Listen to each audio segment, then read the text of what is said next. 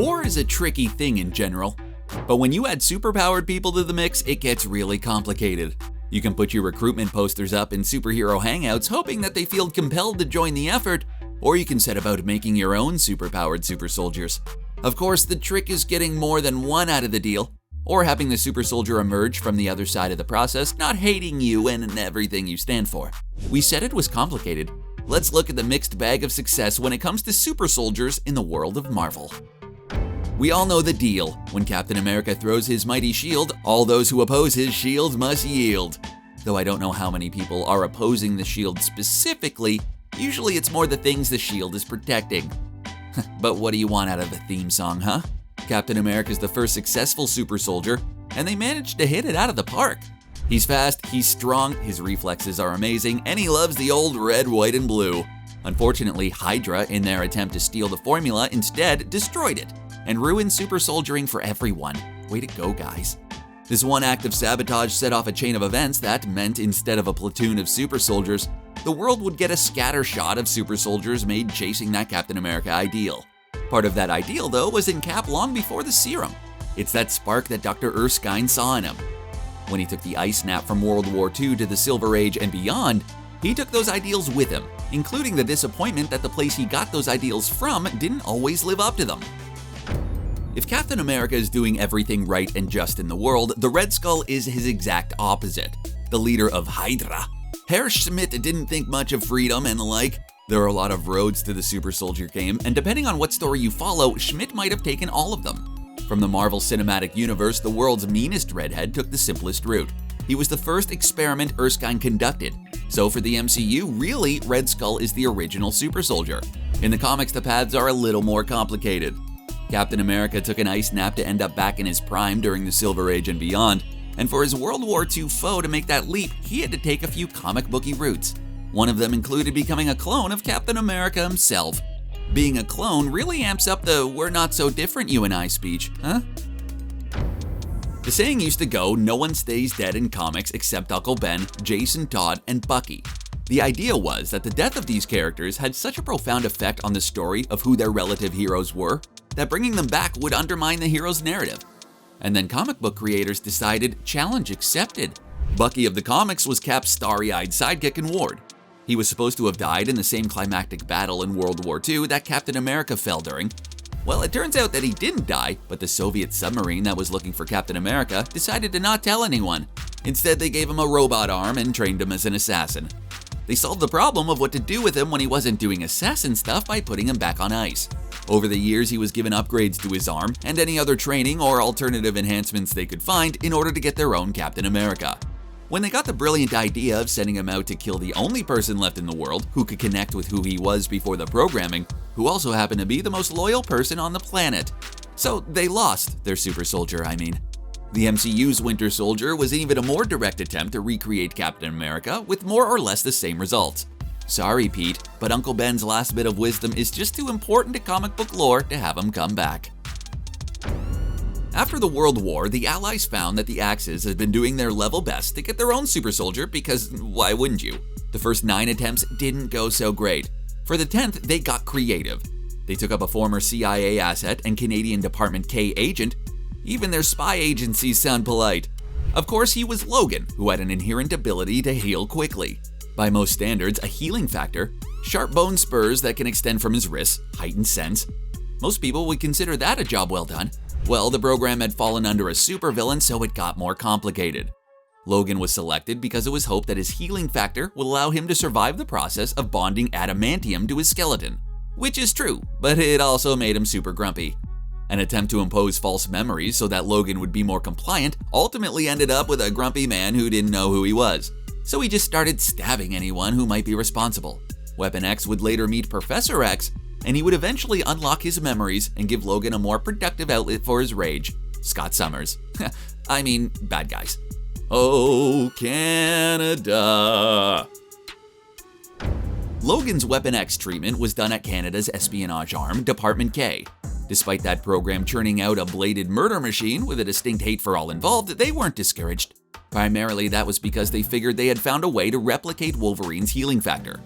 They gave that healing power to a cancer patient named Wade Wilson, who then joined Weapon Prime. When the healing factor didn't completely eradicate the cancer, he was sent back to hospice, where they decided to repeat the mistakes of the past. Torturous experiments managed to create exactly what you'd expect: a super soldier that super hates you. Wade Wilson made like his best pal Wolverine, best pal status unconfirmed, and took things out on the scientists, and then took his super soldier status to the highest bidder as Deadpool. Canadian superheroes are the best superheroes. Not everyone from the Axis program ended up in Weapons Plus. But once you catch that super soldier research bug, you know. That was the case for one Dr. Noah Bernstein. Bernstein found himself at Seagate Prison with a volunteer named Carl Lucas, a prisoner at Seagate. Unfortunately, Carl Lucas had a volunteer of his own, in the guard named Billy Bob Reckham. During Bernstein's experiment, Rackham turned up the temperature on the bath meant to create a healing factor, and the result was someone who didn't need a healing factor. Instead, he was just nearly impossible to injure and super strong. By now you know how this ends. He becomes super mad at his captors and escapes, becoming Luke Cage, Power Man, a hero for hire. Sweet Christmas.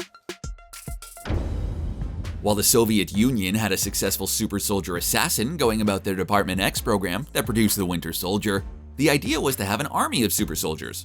Or, you know, more than one that gets mad as soon as they're supered up and wrecks the place. So Department X set up the Red Room that trained 28 young girls in the art of being super spies. Since training people is hard and you don't want to keep doing that to new people once your super spy age is out, so instead of going for more flashy powers, smaller procedures were done to maximize the candidate's potential and slow the aging process. Pleased with their results, they sent their prize student Natasha Romanoff to menace Tony Stark. When she met Clint Barton, who she tried to get in on the menacing Tony Stark game. Both of them eventually decided they were on the wrong team. She didn't even get a chance to mess up the place. Well, maybe in the MCU coming in May. We hope. Comic book continuity can get messy. Every once in a while, stories start to clog up or start to show their age. So comic book companies deploy their best tool, the multiverse. Through the magic of the multiverse, they get to reboot their titles, give their origins a bit of an update, and to bring some of those stories together in a more unified narrative. That was the goal of the Ultimates on Earth 1610, where Norman Osborn was put in charge of creating the Supersoldier serum that had created Captain America. It was the Oz formula that had gotten into the spider that got into Peter Parker, allowing him to do whatever a spider can.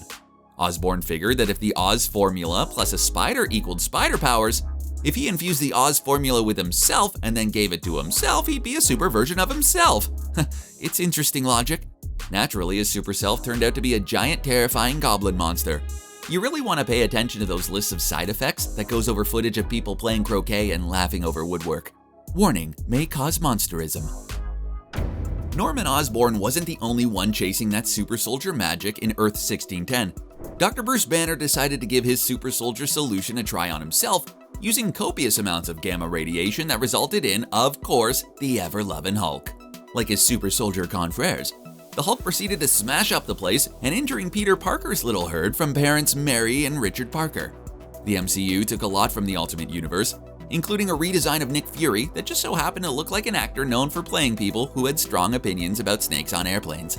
That includes the MCU's Hulk having a super soldier-related origin, this time with Thunderbolt Ross putting his thumb on the scale and being a giant jerk about it in the process. Gotta love that mustache though. Earth 616's Emil Blonsky was sent to spy on Bruce Banner at the Gamma base where he did his research, but never learned the rule, don't turn on any giant science equipment unless you know what it does. Taking gamma rays to the face, Blonsky became the Abomination and a persistent Hulk rival.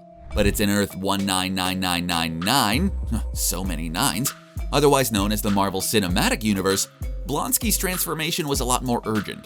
The first guy that General Ross had pressured into brewing up some super soldiering had become a giant rage monster, who stubbornly refused to smash only things Ross wanted smashed. Now he brought in aging soldier Blonsky to deal with it. Blonsky eventually felt like he needed some of that super soldier gamma edge and tried to replicate the Hulk experiments with predictable results. So he accidentally created the leader, but like Abomination, we haven't heard from him since. Though Abomination was Ross's pick for the Avengers Initiative, and Abomination is reportedly going back for She-Hulk. Yay! So what have we learned? Don't experiment on yourself. Don't experiment on people you're also going to be a giant jerk to.